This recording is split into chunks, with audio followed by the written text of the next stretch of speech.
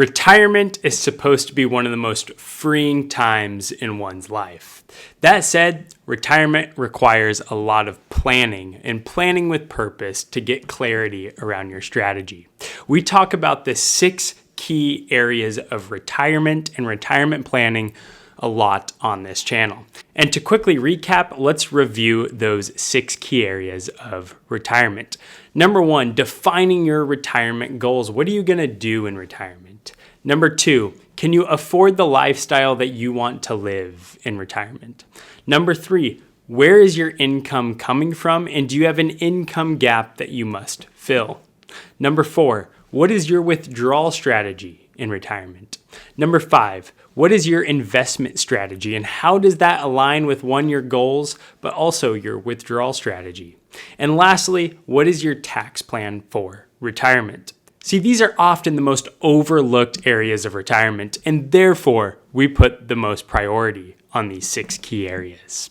That said, there's a lot of stuff that must go on behind the scenes to help support these 6 key areas of retirement. And that can feel overwhelming, and that could be overwhelming. So let's dive into one of these resources that we have readily available for you at your disposal. Just click the link in the description to download your retirement readiness worksheet. So as we can see here on the screen, we're going to go into the retirement readiness worksheet. Right away, we can see that we have a timeline for retirement. And in this timeline, we go through all of the relevant ages leading up to retirement and in retirement.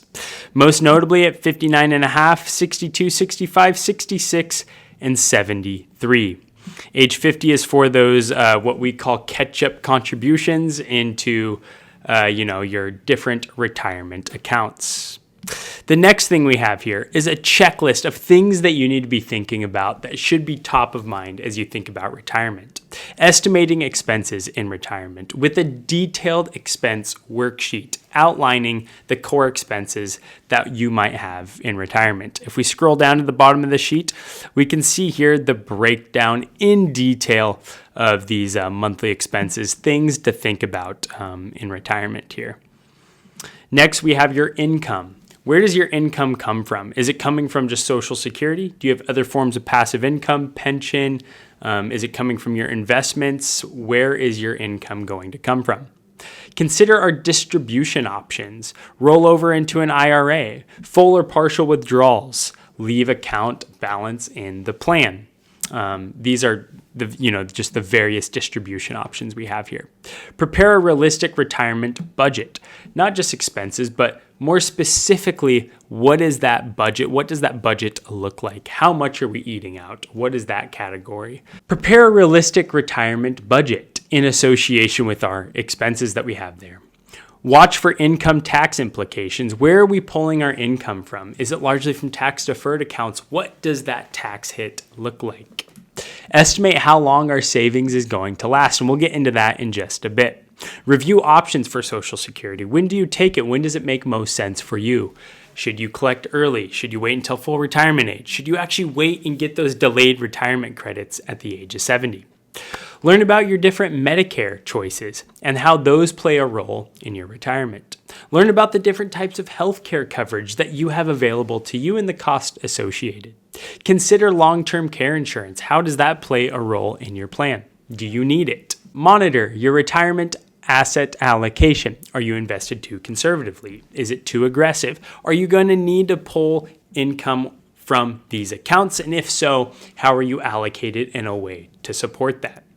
Do an annual portfolio checkup, and preferably more than just once a year. Make sure that your portfolio is in a position where it is helping you plan for your retirement goals. It's helping you live the retirement that you want to live. And lastly, consider estate planning. How does that play a role in your retirement picture? So scrolling down here, I just want to quickly run through this retirement readiness worksheet. I think it's beneficial for you. Here we have today's money. And in today's money, we're going to look at both you and your spouse for a total retirement savings, net home equity, market value, personal savings and investments, and other assets. That's assets that you have today. We're then going to look at our money 10 years from now using an asset growth factor. And as we can see here that we have 3 different rates of return. We have a 3, 5, and 7%. The idea is we take the current dollar value today, we multiply it by the asset growth factor to get our asset value in 10 years. So if we assume that we'll have a 7% rate of return, then we'll use 1.967 and so on and so forth. Scrolling down here, we're going to look at new savings between now and retirement, additional savings that we have in our retirement savings, net home equity, personal savings and investments, and other assets using those same growth factors. And again, we're just going to multiply column 1, our estimated monthly savings amount, by our savings growth factor to get the value of savings in 10 years. Now we're going to look at monthly income over a 30-year retirement.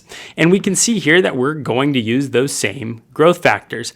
Do keep in mind that the number that you use to multiply by is different, but it's for the same growth factors. That is your 3%, 5%, 7%.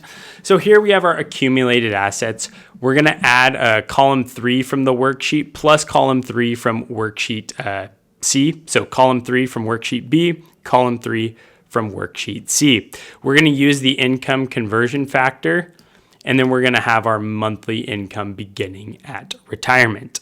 And the next thing we want to dive into is that expense breakout. The reason we use a detailed breakout, as you can see here, is because using a simple approach is often just, you miss the mark. Maybe you assume that you have $3,000, $4,000, $5,000, or even $10,000 in expenses. And the reality is you forget about the little things that add up. You forget about the subscription TV that you pay for. You forget that you went out and bought some clothes and you didn't properly budget for that. You forgot about, your haircut that you get every once in a while. Things like that can actually add up. As Benjamin Franklin said, small leaks can sink a large ship. And so we want to make sure that we're mindful of our various expenses here and that we actually, plan conservatively, and maybe we, add a couple additional expenses that we may not incur just to make sure that we don't outlive our money here. We're then going to do the same thing with our expenses and calculate our monthly expenses in 10 years. We're going to use the 10-year inflation factor of 1.4106, which equates to 3.5%. So we'll take our monthly expenses today, multiply those by our inflation factor to get our total expenses in 10 years adjusted for inflation. Now, scrolling down here, there's a couple other things that we can do. We can compare our projected income and expenses. So we just take our projected income at retirement, our total projected expenses at retirement, and our projected value of income less expenses at retirement. We then have the inflation adjusted value factor from the table above. Here's our different adjustment factors. We have our value in dollars at retirement for 1 month if we multiply these two. And then we have our total value in dollars at retirement if we multiply column 3 by 360 months. That 360 months comes from you living a 30-year retirement. And then scrolling down here, we can do this if we want, the additional savings that we need before retirement in 10 years. We take the gap between projected total value of expenses and projected total value of income from worksheet G. And then we have our additional savings factor, and then we multiply this line by this line to get our additional monthly savings needed. This will help fill that gap, the additional savings needed before retirement. So these additional resources are for your use at your disposal. Just click the link in the description. You can download this retirement readiness worksheet. And then I also invite you to create your free retirement plan. Use this along with the 6 key areas of retirement to create a plan around your unique situation. If you have any questions, if you need any guidance or help, feel free to reach out. I'm here. And until next time, thank you so much. Bye-bye.